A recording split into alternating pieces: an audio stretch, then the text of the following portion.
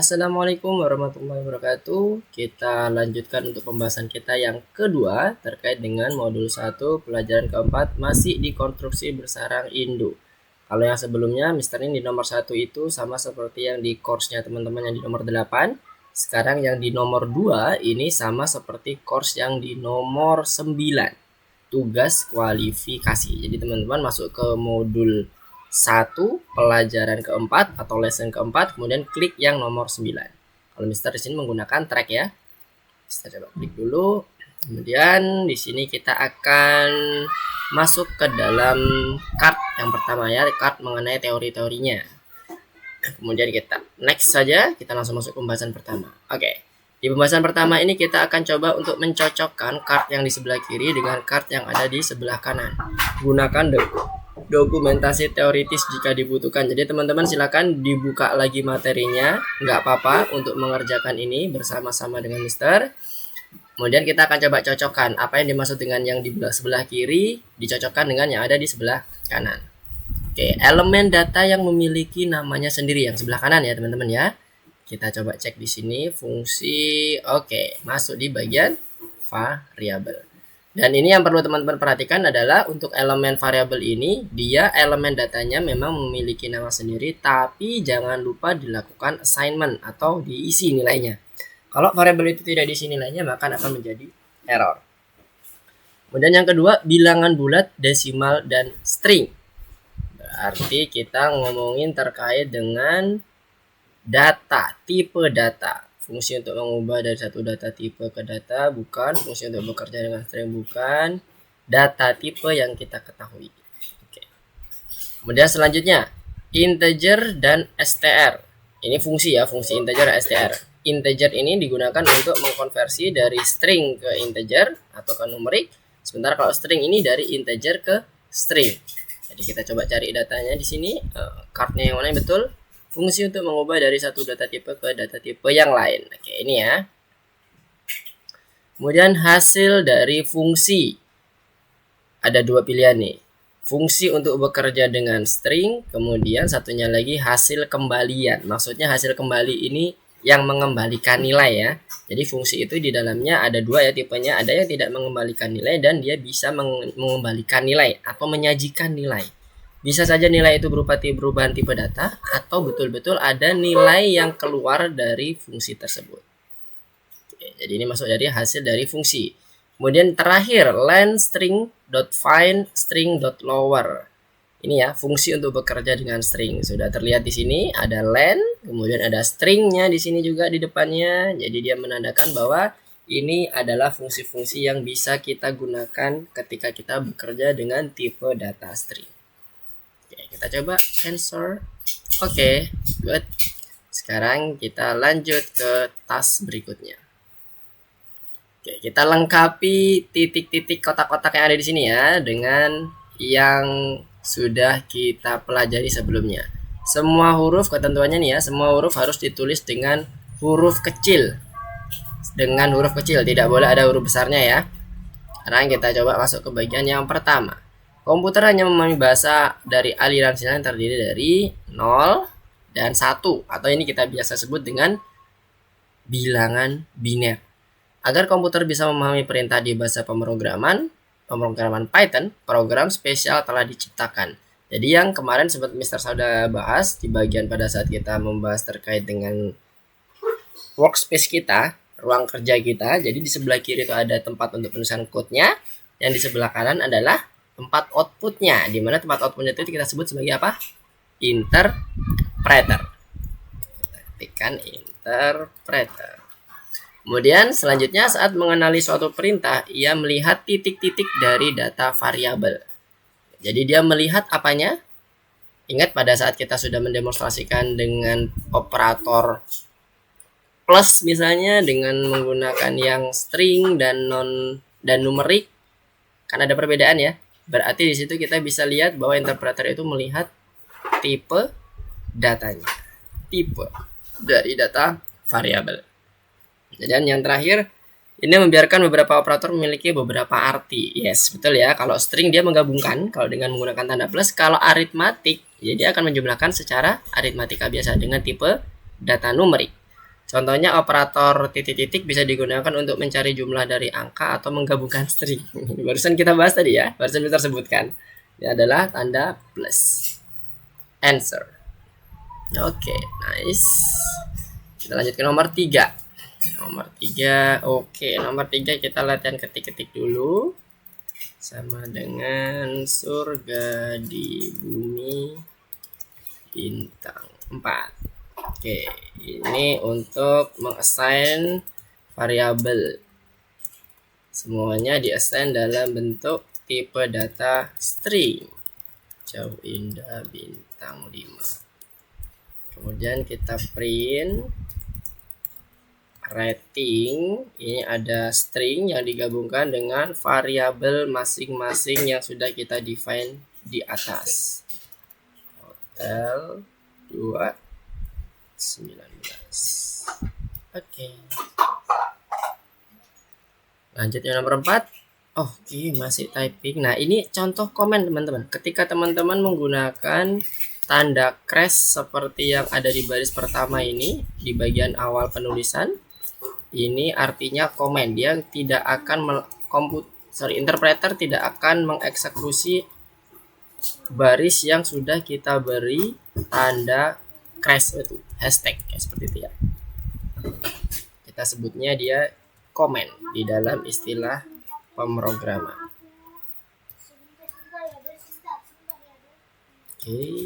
Oke. Good. Sekarang lanjut ke yang nomor 5.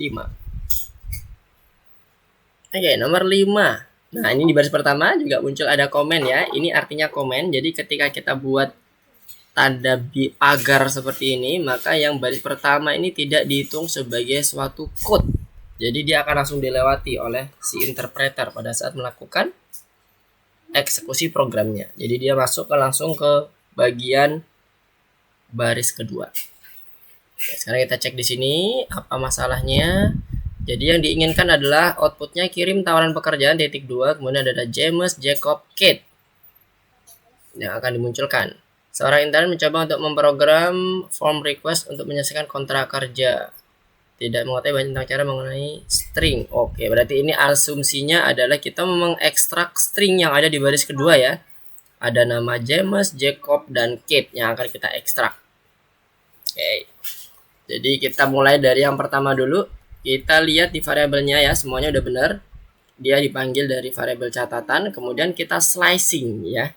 Slicing untuk kata-kata pertama adalah yang James, kemudian yang kedua adalah Jacob, yang ketiga adalah Kate. Kita hitung dari sini. Dimulai indeks itu selalu dari 0.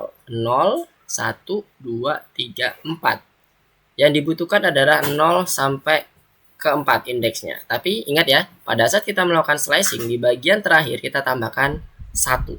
Jadi 4 tambah 1, 5. Jadi dari 0 sampai 5. Kemudian ini kita tambahkan dengan tanda garis miring atau slash. Kemudian kita lanjutkan dengan ekstrak untuk data yang ke selanjutnya, yaitu kata Jacob. Kalau James tadi ini yang 4, berarti ini mulai dari sini ya, 4, 5, 6, 7.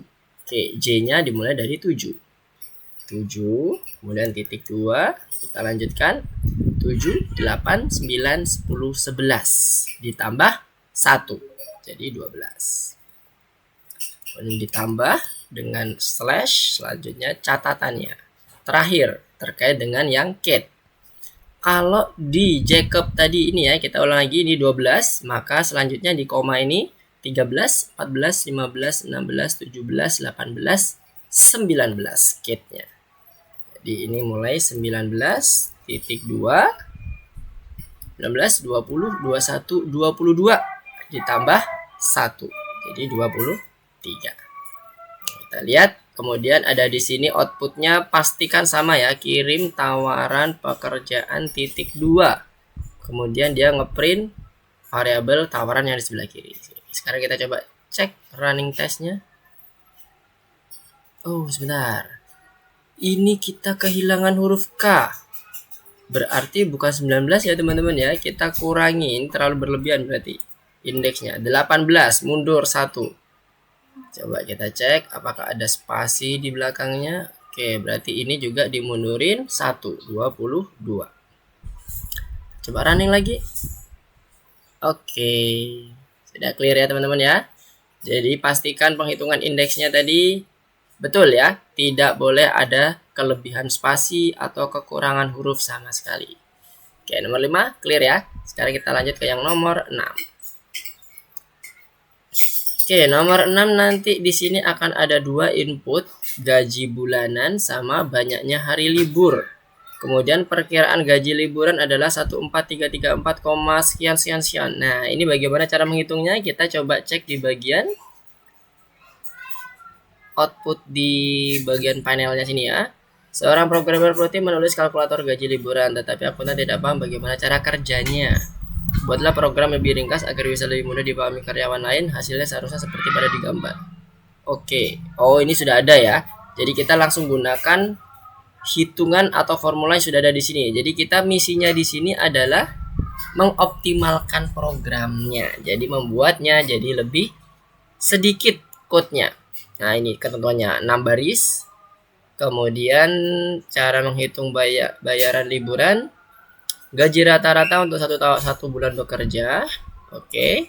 Banyak hari rata-rata dalam 1 bulan dari 28 sampai 31. Lalu bayaran liburan sama dengan gaji dalam 1 hari. Oke, dikali dengan banyak hari liburan. Oke. Jadi ini udah ada ya variabel gaji harian sama gaji liburannya. Dikali dengan banyak hari liburan. Ini banyak hari liburan ini.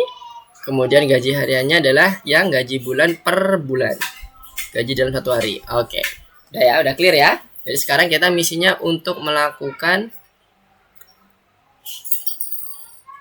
optimalisasi code. Yang kita bisa lakukan nested structure, kita bisa gunakan nested structure atau nested construction. Sekarang kita buat di sini untuk yang konversi dari masukkan gaji bulanan. Ini kan bentuknya angka ya. Coba kita cek dulu. Ya bentuknya angka ya. Supaya bisa dihitung secara aritmatik berarti kita gunakan konversi di inputnya. Di NT. Dan kita buat di sini untuk yang di bagian konversi gaji bulanan. Sehingga ini baris kedua tidak kita perlukan lagi.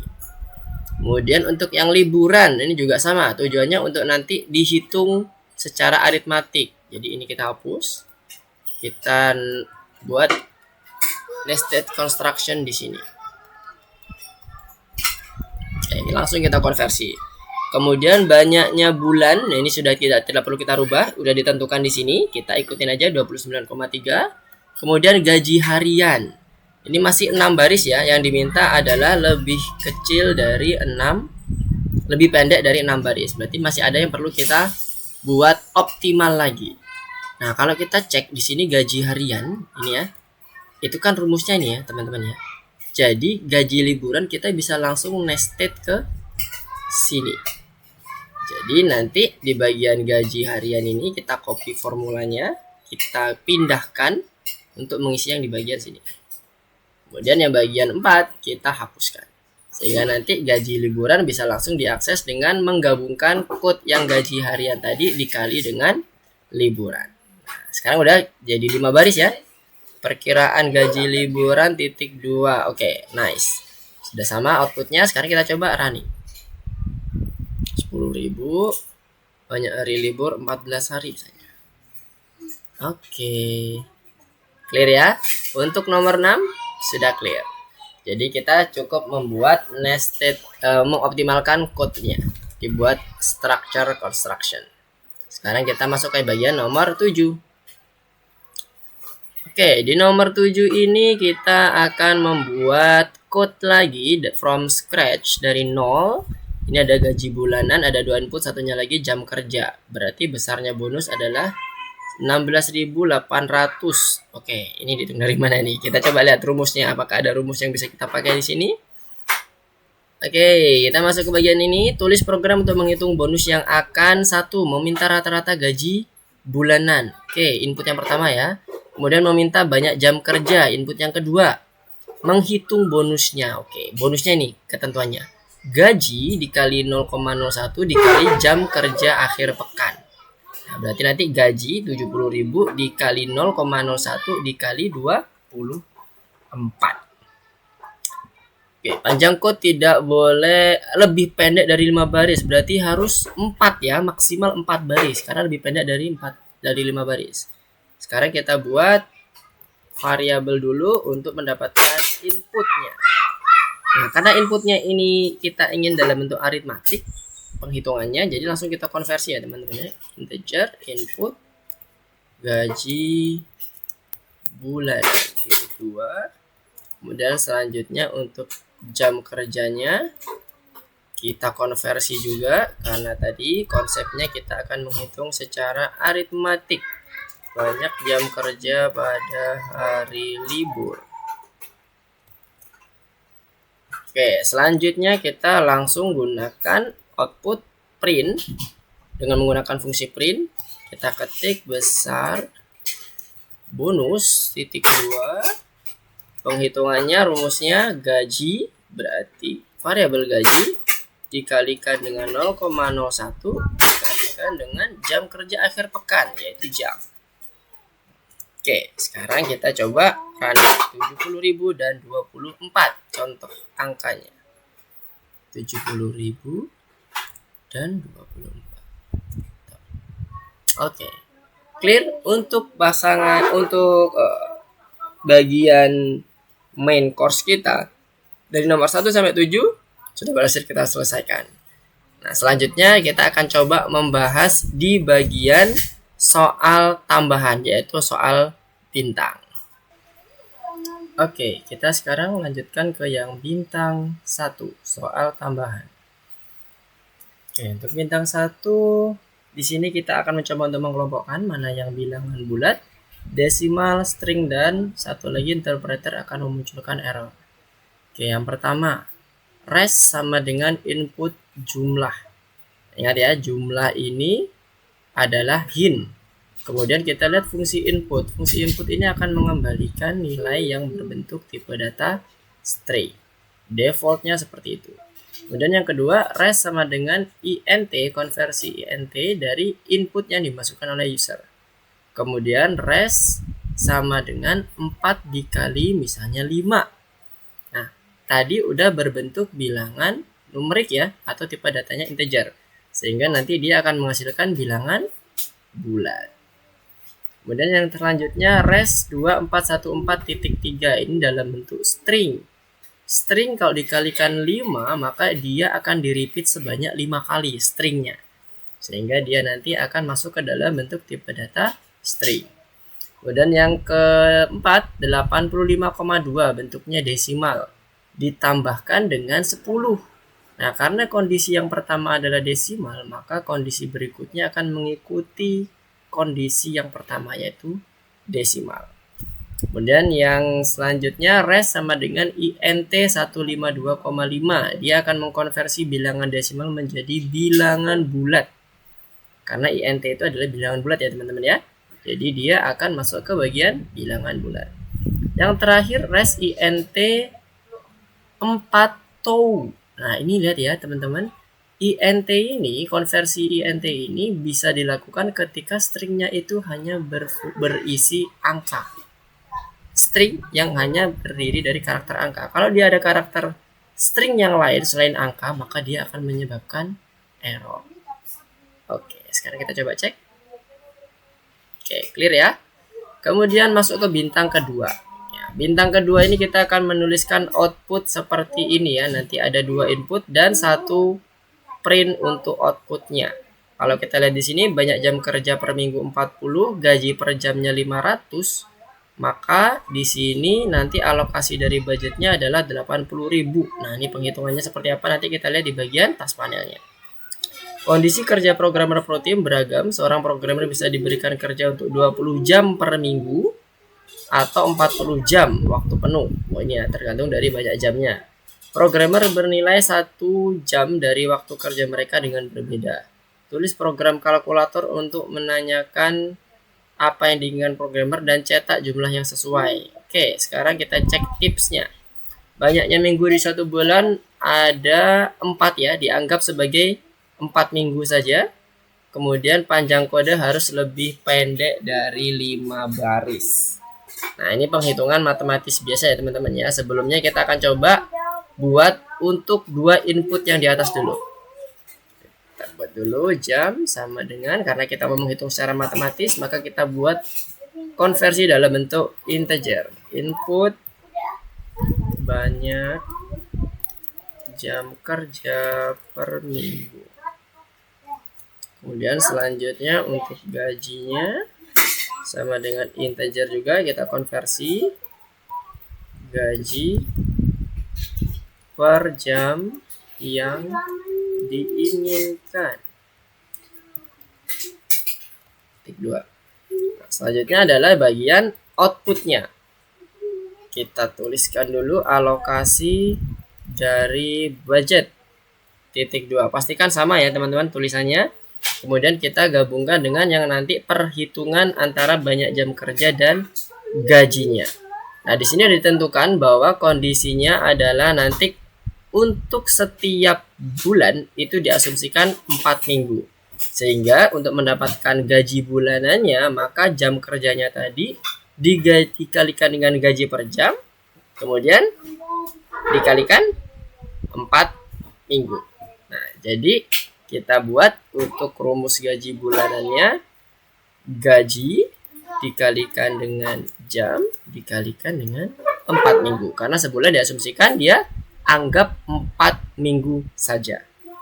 Oke, sekarang kita coba running. 40 sama 500. 40 sama 500. Oke, clear ya? Untuk bintang kedua soal tambahan aman. Sekarang lanjut ke bintang ketiga. Oke, bintang ketiga ini hanya menjalankan program. Ya, tinggal di checklist saja ya buat teman-teman di sini. Kemudian nanti submit. Di sini ada keterangannya bahwa program ini diselesaikan oleh developer senior. Kode ditulis ini nggak ada error ya teman-teman ya. Untuk cek programnya, cobalah data tes yang berbeda seperti 30 jam dan 200 per jam. Kemudian 40 jam dan 500 per jam. Oke, kita coba cek masukkan ya datanya. Banyak jamnya 30 dan 200 per jam. 30 dan 200 per jam. Alokasi dari budget 24.000. Oke, kita lihat di sini ya. Di sini untuk jam mingguan dia akan menyimpan yang 30 ini, kemudian gaji jamnya dia akan menyimpan angka 200-nya. Kemudian dihitung antara gaji jam dengan jam mingguannya dikalikan 4 untuk mendapatkan apa? Gaji bulanan. Sama seperti yang bintang sebelumnya ya teman-teman ya. Ini untuk menghitung gaji bulanan. Nah, selanjutnya outputnya itu didasarkan dari conditional statement. Ketika misalnya gaji bulanannya itu lebih besar daripada gaji maksimum, maka nanti dia akan munculkan tidak disetujui karena gajinya ini tidak sesuai dengan budget, melebihi budget, ya kan? Karena gaji bulanan lebih besar. Sementara kalau dia ternyata di bawah 900.000, ini 900.000 ya teman-teman ya, dia akan disetujui budgetnya. Nah, sekarang kita lihat di sini. Ini 24.000. Nah, berarti dia masuk ke bagian conditional statement yang else. Nah, jadi pembacaan programnya seperti ini ya teman-teman ya. Oke, sekarang udah clear untuk lanjut ke bintang terakhir, bintang 4. Analisis ini akan berguna di posisimu yang baru. Oh, ini pilih untuk ini ya, beberapa hal yang dilakukan oleh tindakan di program yang ke bintang 3. Kita coba buka di new tab ya. Supaya nanti kita bisa beralih ke sini gampang. Nah, ini ya, ini untuk programnya. Sekarang ini pertanyaannya. Jika gaji yang diminta lebih kecil dari yang paling besar, permintaan tidak setujui. Lihat, ketika dia lebih besar yang tidak disetujui ya, bukan yang lebih kecil. Berarti yang pertama ini adalah salah, jangan di checklist. Nomor 2, salah satu variabel menyimpan gaji yang paling kecil. Salah satu variabel akan menyimpan gaji yang paling kecil. Oke, kita bisa lihat di sini. Salah satu variabelnya apakah betul menyimpan gaji yang paling kecil? Kita lihat code-nya. Di sini tidak ada menyimpan gaji yang paling kecil. Dia hanya akan menyimpan gaji bulanan dan kemudian gaji maksimumnya adalah 900.000. Di sini hanya akan membandingkan antara gaji bulanan dan gaji maksimum. Jadi ini tidak perlu di checklist.